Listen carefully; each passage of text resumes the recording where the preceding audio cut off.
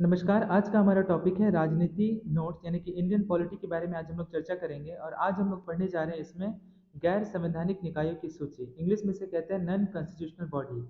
Non constitutional body उसे कहेंगे जिसका संबंध हमारे संविधान में उसके बारे में किसी भी आर्टिकल या फिर किसी भी शेड्यूल या फिर किसी भी पार्ट में कोई भी चर्चा नहीं किया गया है। तो ऐसा संविधान निकाय जिसका वर्णन हमारे संविधान के किसी भी आर्टिकल में नहीं किया गया है या फिर संविधान में कहीं पे भी वर्णित नहीं है, उसे हम नॉन कॉन्स्टिट्यूशनल बॉडी कहेंगे। हिंदी में कहते हैं उसे गैर संवैधानिक निकाय। तो चलिए शुरू करते हैं और देखते हैं आज गैर संवैधानिक निकाय से संबंधित कुछ सूची और कुछ मुख्य बिंदु। तो स्टार्ट करते हैं। जैसा कि पहला लिखा गया है कि राजनीतिक नोट्स गैर संवैधानिक निकायों की सूची। लिखा हुआ है कि गैर संवैधानिक या अतिरिक्त संवैधानिक निकाय एक संसदीय कानून पारित होने के बाद स्थापित किए गए निकाय है। तात्पर्य है कि यह हमारे संविधान में इन संस्थानों का उल्लेख नहीं किया गया है, जैसा कि मैंने पहले ही आपको स्पष्ट कर दिया। ठीक है, आगे बढ़ते हैं। योजना आयोग यानी कि प्लानिंग कमीशन। प्लानिंग कमीशन की नींव जो है हमारे देश में 15 मार्च 1950 ईस्वी को जवाहरलाल नेहरू ने रखा था। ठीक है, प्लानिंग कमीशन, जो कि प्लानिंग कमीशन खत्म होने के बाद जब हमारे देश के प्रधानमंत्री बने 2014 में नरेंद्र मोदी, तो उन्होंने प्लानिंग कमीशन को खत्म करके उसकी जगह पे नीति आयोग की स्थापना की। उसके बारे में भी हम लोग पढ़ेंगे। और नीति आयोग से संबंधित एक पूरा विवरण मैंने एक वीडियो में अपलोड कर दिया है, आप उसे जाकर के देख सकते हैं। ठीक है, योजना आयोग। तो योजना आयोग के बारे में लिखा हुआ है कि इस आयोग इस आयोग को केसी नियोगी की अध्यक्षता में, वेरी वेरी इंपॉर्टेंट पॉइंट, ये आपसे पूछा जा सकता है कि किसकी अध्यक्षता में इस कमेटी का निर्माण किया गया है, तो इसका आंसर हो जाएगा केसी नियोगी।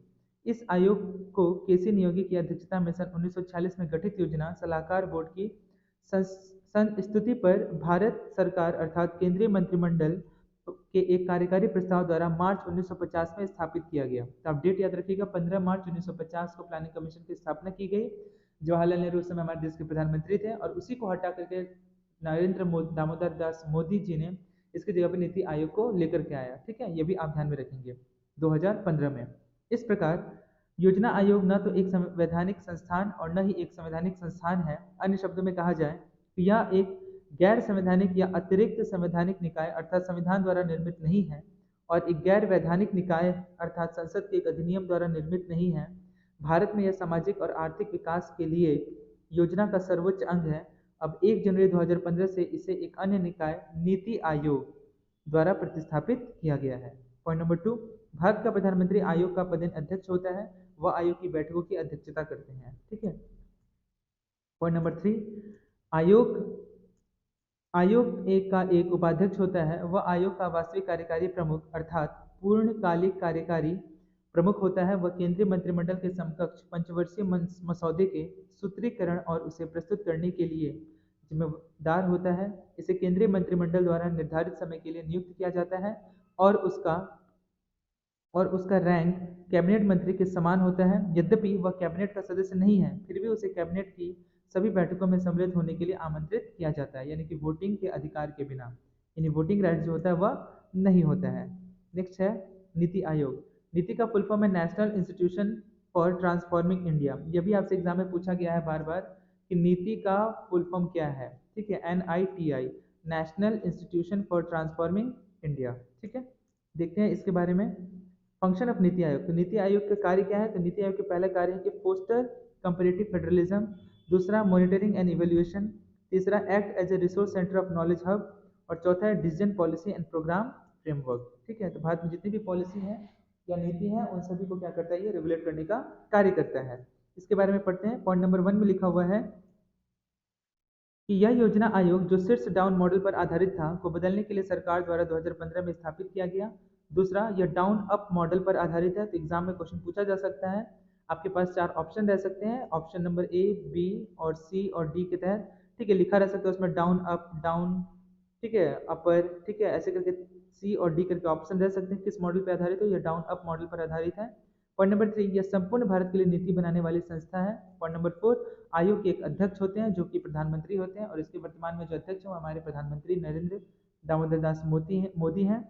वर्तमान उपाध्यक्ष कौन है? तो वर्तमान जो उपाध्यक्ष हैं यानी कि वाइस चेयरमैन है वो राजीव कुमार नहीं है। ठीक है, अभी वो बदल गए हैं, तो राजीव कुमार की जगह में अभी उपाध्यक्ष जो हैं, इसके CEO हैं पर आपके पर में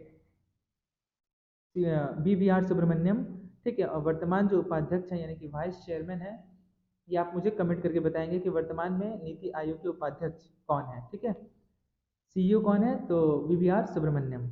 आगे बढ़ते हैं, पॉइंट नंबर 6 में है कि संचालन परिषद के स्थायी सदस्य में कौन कौन सम्मिलित होते हैं। तो इसके संचालन परिषद के स्थायी सदस्य में शामिल होते हैं आपके सभी राज्य के मुख्यमंत्री, दिल्ली व पुदुचेरी के मुख्यमंत्री, अंडमान और निकोबार के लेफ्टिनेंट गवर्नर, और डी नंबर में लिखा प्रधानमंत्री द्वारा नामित उपाध्यक्ष होते हैं जो उनके द्वारा चयनित होते हैं। अगला है राष्ट्रीय विकास परिषद। तो राष्ट्रीय विकास परिषद के बारे में लिखा गया पॉइंट नंबर 1 में कि राष्ट्रीय विकास परिषद यानी कि एनडीसी, नेशनल डेवलपमेंट काउंसिल को पहली पंचवर्षीय योजना मसौदा रूपरेखा की संस्तुति पर भारत सरकार के एक कार्यकारी प्रस्ताव द्वारा अगस्त 1952 में स्थापित किया गया था। National development council, national development council, इसकी स्थापना कब की गई थी, 1952 में। योजना आयोग की तरह यह न तो एक संवैधानिक निकाय है और न ही एक वैधानिक निकाय। पॉइंट नंबर 2, एनडीसी में निम्नलिखित सदस्य शामिल होते हैं। पॉइंट नंबर ए, भारत के प्रधानमंत्री जो इसके अध्यक्ष और प्रमुख होते हैं। पॉइंट नंबर बी, केंद्रीय मंत्रिमंडल के सभी मंत्री होते हैं। पॉइंट नंबर सी, सभी राज्यों के मुख्यमंत्री होते हैं। पॉइंट नंबर डी, सभी संघ शासित प्रदेशों के मुख्यमंत्री या प्रशासक होते हैं। पॉइंट नंबर ई, योजना आयोग के सदस्य भी इसमें शामिल होते हैं। अगला है राष्ट्रीय मानव अधिकार आयोग। राष्ट्रीय मानव अधिकार है national human right commission. NHRC एक वैधानिक यानी कि संवैधानिक निकाय है। इसे संसद द्वारा अधिनियमित एक अधिनियम अर्थात मानवाधिकार संरक्षण अधिनियम 1993 के तहत 1993 में स्थापित किया गया था। इस अधिनियम को 2006 में संशोधित किया गया था। पॉइंट नंबर 2, यह एक बहुसदस्यीय निकाय है जिसमें एक अध्यक्ष और 4 सदस्य शामिल होते हैं। अध्यक्ष भारत का सेवानिवृत्त मुख्य न्यायाधीश होना चाहिए। पॉइंट नंबर 3, अध्यक्ष और सदस्यों की नियुक्ति राष्ट्रपति द्वारा 6 सदस्यीय समिति जिसमें प्रधानमंत्री, इसके प्रमुख, लोकसभा के सभापति, राज्यसभा के उपाध्यक्ष, संसद के दोनों सदनों के विपक्षी दलों के नेता और केंद्रीय गृह मंत्री शामिल होते हैं की संस्तुति पर की जाती है। इसके अलावा भारत के मुख्य न्यायाधीश के साथ विचार विमर्श करने के बाद सर्वोच्च न्यायालय या उच्च न्यायालय के वर्तमान मुख्य न्यायाधीश को भी नियुक्त किया जा सकता है। पॉइंट नंबर 4, अध्यक्ष और सदस्य 5 वर्ष की अवधि के लिए या 70 वर्ष की आयु पूरी होने जो भी पहले लागू हो तक पद पर रह सकते हैं। वे इसके बाद केंद्र या राज्य सरकार के तहत किसी भी रोजगार के लिए पात्र नहीं होते हैं। तो यह भी आप ध्यान में रखेंगे। अगला है केंद्रीय सूचना आयोग यानी कि सीवीसी, सीआईसी। सीआईसी के बारे में लिखा हुआ है कि सीआईसी को 2005 में केंद्र सरकार द्वारा स्थापित किया गया था। इसे सूचना का अधिकार यानी कि 2005 के प्रावधानों के तहत आधिकारिक राजपत्र अधिसूचना के माध्यम से गठित किया गया था। अतः यह एक संवैधानिक निकाय नहीं है, यानी कि इसके बारे में भी संविधान में कोई उल्लेख नहीं किया गया है। पॉइंट नंबर 2, आयोग में एक मुख्य सूचना आयुक्त और 10 से अधिक सूचना आयुक्त शामिल नहीं होते हैं। पॉइंट नंबर 3, उनकी नियुक्ति एक समिति जिसमें प्रधानमंत्री अध्यक्ष के तौर पर और लोकसभा में विपक्षी दलों के नेता और प्रधानमंत्री द्वारा नामित एक केंद्रीय मंत्रिमंडल का मंत्री शामिल होता है की संस्थिति पर राष्ट्रपति द्वारा की जाती है। पॉइंट नंबर 4 है कि वे सामाजिक सेवा, विज्ञान तथा प्रौद्योगिकी, मास मीडिया प्रबंधन, पत्रकारिता, कानून या प्रशासनिक और शासन में व्यापक ज्ञान और अनुभव के साथ सार्वजनिक जीवन में प्रतिष्ठित व्यक्ति होने चाहिए। पॉइंट नंबर 5, वे किसी भी राज्य या संघ शासित प्रदेश के सांसद या विधायक नहीं होने चाहिए। वे किसी भी अन्य लाभ के पद पर या किसी भी राजनीतिक दल से जुड़े या किसी भी प्रकार का व्यवसाय या किसी भी पेशे से जुड़े हुए नहीं होने चाहिए। पॉइंट नंबर 6, उनके पद का कार्यकाल 5 वर्ष की अवधि या सेवानिवृत्ति की आयु 65 वर्ष पूर्ण होने तक होता है, जो भी पहले लागू होता हो। वे पुनः नियुक्ति के लिए पात्र नहीं होते, यानी कि उनका रीअपॉइंटमेंट नहीं हो सकता है। पॉइंट नंबर 7, उन्हें एनएचआरसी के मामले में उल्लेखित स्थितियों के अनुसार केवल राष्ट्रपति द्वारा ही हटाया जा सकता है। ठीक है, यानी कि remove by president of India. ठीक है, केंद्रीय सतर्कता आयोग यानी कि सीवीसी। सीवीसी केंद्र सरकार में भ्रष्टाचार को रोकने के लिए मुख्य एजेंसी है। इसे केंद्र सरकार के एक कार्यकारी प्रस्ताव द्वारा 1964 में स्थापित किया गया था। ठीक है, सेंट्रल विजिलेंस कमीशन इसका फुल फॉर्म है। इसकी स्थापना भ्रष्टाचार निरोध पर संस्थानम कमेटी, तो यह भी आपसे एग्जाम में पूछा जा सकता है कि किस कमेटी के आधार पर केंद्रीय सतर्कता आयोग का निर्माण किया गया था। तो इसका आंसर हो जाएगा संस्थानम कमेटी। 1962 से 1964 की संस्तुति पर की गई थी। पॉइंट नंबर 2, इस प्रकार वास्तव में सीबीसी न तो संवैधानिक निकाय था और न ही एक वैधानिक निकाय। सितंबर 2003 में संसद द्वारा अधिनियमित एक कानून के तहत सीबीसी को वैधानिक निकाय का दर्जा दे दिया गया। पॉइंट नंबर 3, सीबीसी एक बहुसदस्यीय निकाय है जिसमें एक केंद्रीय सतर्कता आयुक्त, अध्यक्ष और 2 से अधिक सतर्कता आयुक्त शामिल नहीं होते हैं। पॉइंट नंबर 4, इनकी नियुक्ति 3 सदस्यीय समिति जिसमें प्रधानमंत्री प्रमुख के तौर पर और गृह मंत्रालय के केंद्रीय मंत्री और लोकसभा में विपक्षी दलों के नेता शामिल होते हैं।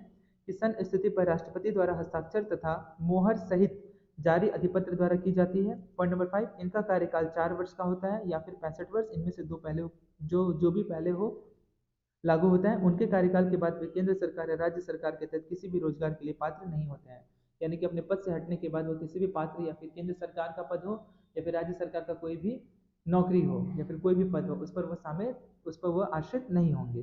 ठीक है, यानी कि उनका रीअपॉइंटमेंट भी नहीं हो सकता है। उनका कार्यकाल कितने वर्षों का होता है? 4 वर्ष का होता है।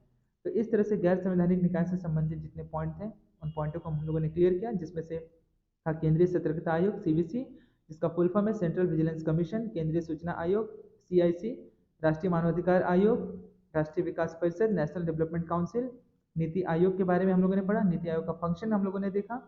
ठीक है, फिर उसके बाद हम लोगों ने प्लानिंग कमीशन को भी देखा। तो इस तरह से राजनीतिक नोट्स में गैर संवैधानिक निकायों की सूची से संबंधित जितने भी पॉइंट थे, मूल बिंदु थे, उन सभी को मैंने अच्छे से डिस्कस कर दिया। आप इसे एक बार अच्छे से एक बार और सुनिएगा, आपके दिमाग में अच्छे से बैठ जाएंगे, क्योंकि एग्जाम में अभी क्वेश्चन जो है वह केवल ऑप्शन बेस्ड नहीं आ रहे हैं, यह भी आ रहा है कि इनमें से कौन से ऐसे पॉइंट हैं जो इसमें शामिल नहीं हैं, कौन से ऐसे मुख्य बिंदु हैं जो इनमें शामिल हैं। तो ये इन चीज़ों का भी आप अच्छे से ध्यान रखेंगे। आज के लिए इतना ही, बहुत बहुत धन्यवाद।